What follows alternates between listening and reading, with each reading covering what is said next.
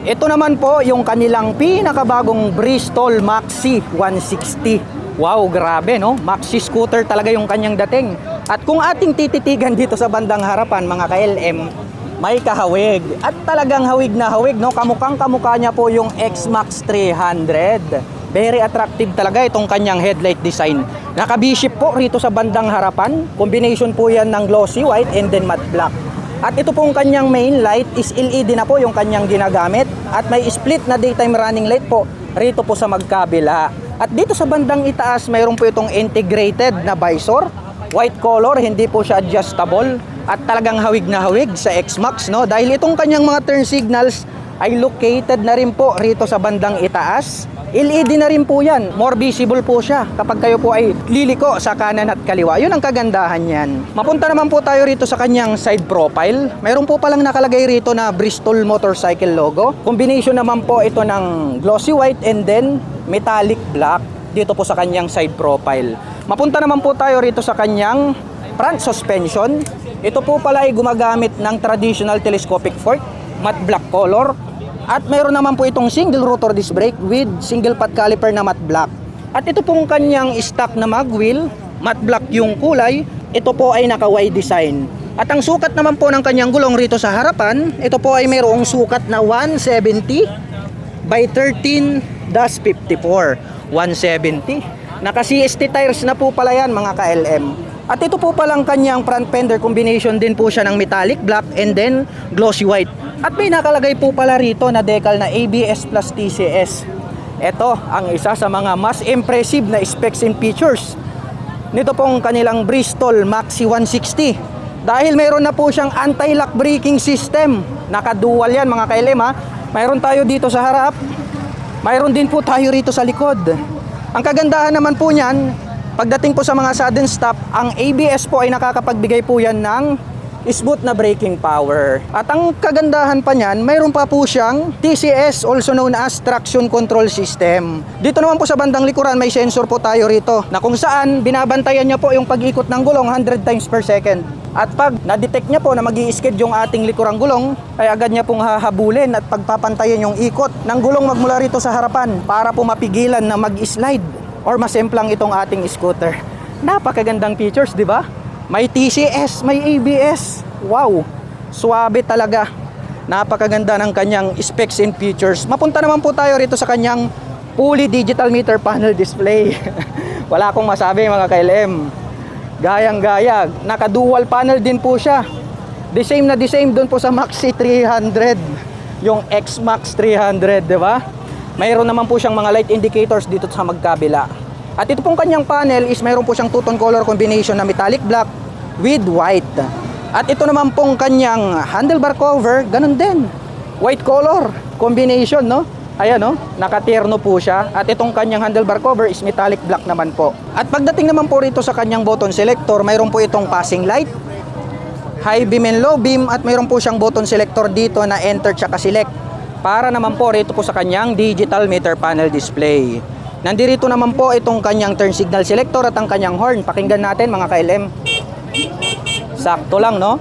At adjustable na rin po pala ito pong kanyang rear brake. Yun ang kagandahan niyan. Dahil kung maliit ang kamay ng gagamit, pwede mong i-adjust para more comfortable. Habang dito naman po sa kabila, mayroon naman po itong auto stop start system. TCS. Okay. So pwede po bala nating i-turn on and off itong kanyang traction control. Meron din po siyang on and off para po sa kanyang main light.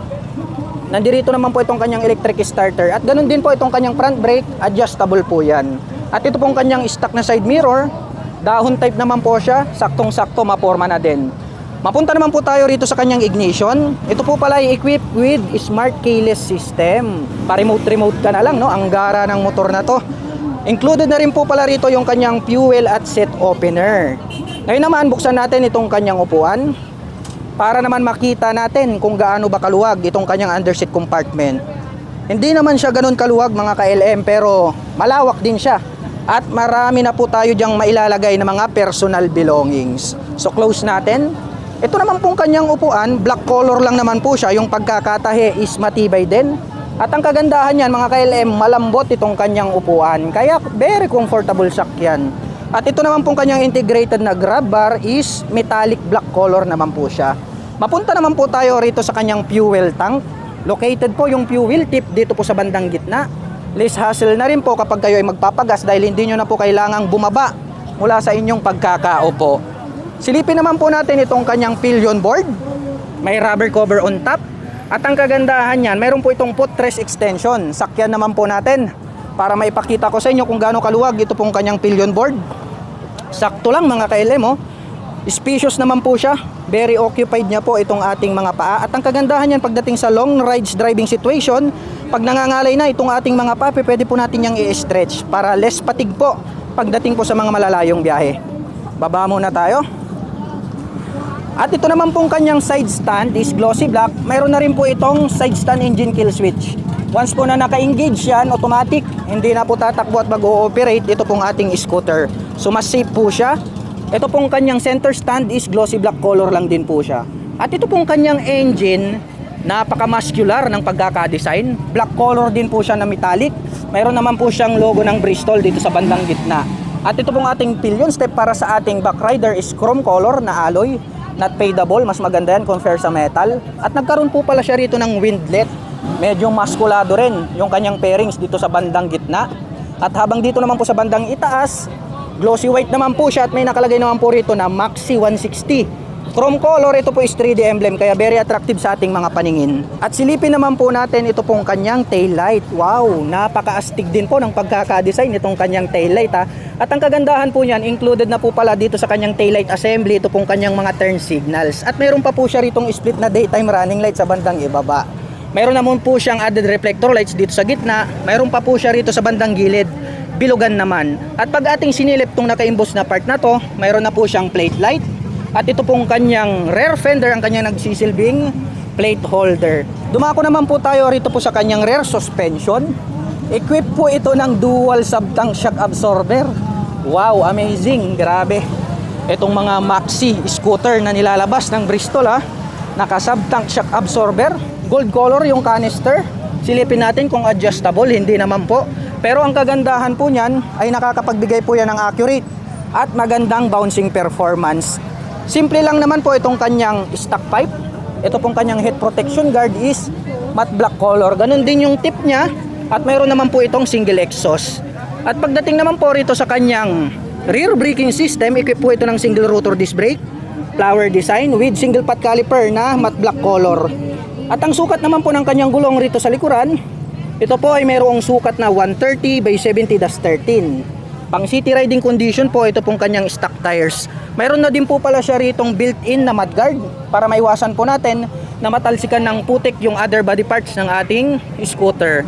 At mayroon siyang radiator mga ka-LM. Kaya ito po palang ating Bristol Maxi 160 ay equipped na po siya ng liquid cooling system. Which is yan po, yung hinahanap ng karamihan dahil karamihan po sa mga Pilipino ay mahilig po talagang mag-long rides. Kaya maaasahan natin tong scooter na to na pwede po natin siyang gamitin sa mga malalayong biyahe dahil nga po ito ay naka-liquid cooling system. Anong masasabi nyo mga ka-LM? Napakabangis pagdating po sa kanyang specs and features. Dahil meron na po itong traction control system, naka-dual channel ABS, naka-liquid cooling system, naka-smart keyless system pa ang kanyang ignition, naka-fully digital meter panel display. Lahat na ng hinahanap mo nandirito na mga ka-LM. Kaya para po sa lahat ng mga kababayan natin na nakapanood ng video na ito at interesado pong magkaroon o maglabas nito pong kanilang pinakabagong Bristol Maxi 160, ay pwede nyo na po silang bisitahin sa pinakamalapit na Bristol branches sa inyong lugar. At kung hindi pa po ito available, pwede na po kayong magpa-reserve. So hanggang dyan lang mga ka-LM, kita-kits po tayo sa mga susunod na video updates.